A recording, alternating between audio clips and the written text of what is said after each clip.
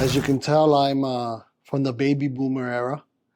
And when I was in high school, I was always fascinated by seeing the bugs go by and, being in a car and my cousin being with me in the car and seeing a Volkswagen pass by and punching each other and punch buggy, punch buggy. Punch buggy. And I would love the vans whenever I would see a van.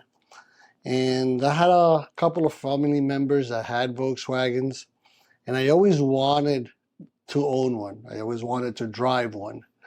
I never knew what it felt was to be in one of those little cars and drive around town. I've now gotten more involved in the Volkswagen community.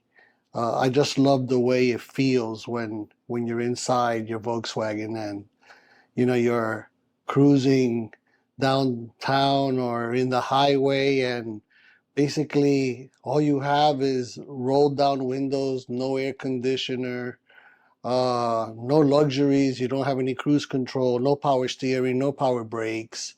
It kind of takes you back to when I was a kid. It takes you back when things were a lot simpler back then.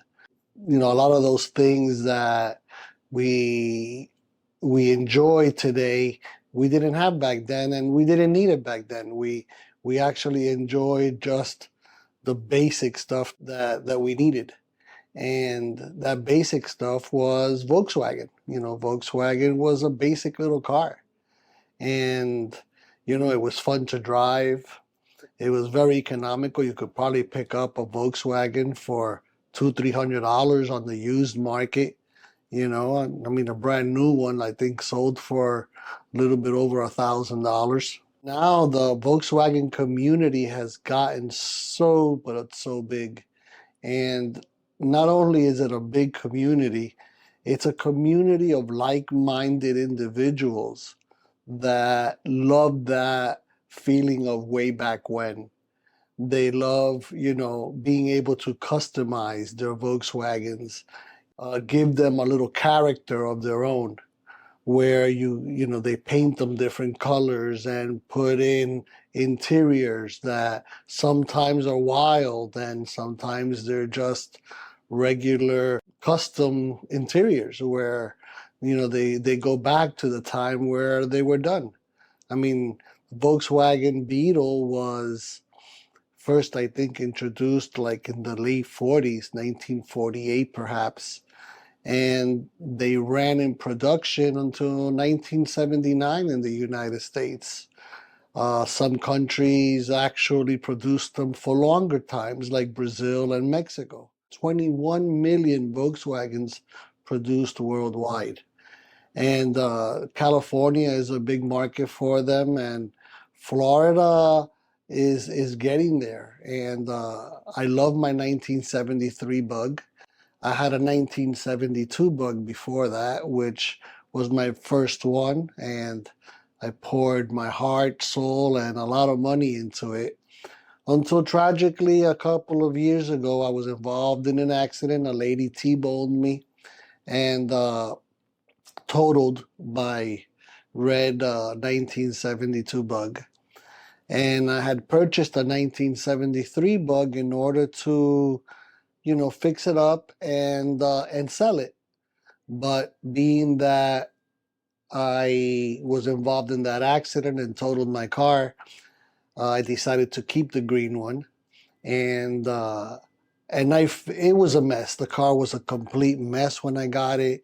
It needed body work. It needed an engine. It needed the whole interior done. I never thought it was gonna take as much dedication and love to fix this car up the way that it is today. But in the long run, I'm in retrospect, I love the way it came out and how it gets attention whenever we go to the shows. And it's now it's time to say goodbye. It's time to let somebody else enjoy it like I enjoyed it, take it to shows and go cruising on a Sunday to get donuts or to go to a restaurant and or to just go into town and love the way people kind of like, you know, beep at you in the highway and give you a thumbs up, and because they realize that these little cars are iconic, and they're not only iconic, but they're beautiful in their own way. So I want to say goodbye to my little bug, you know, and it meant a lot to me to bring it to where it is right now. And I wish John, the new owner, lots of years of love together with the car. And John, you know, thank you. Thank you for coming down from Kentucky and taking a look at the car and giving it a new home. Thanks.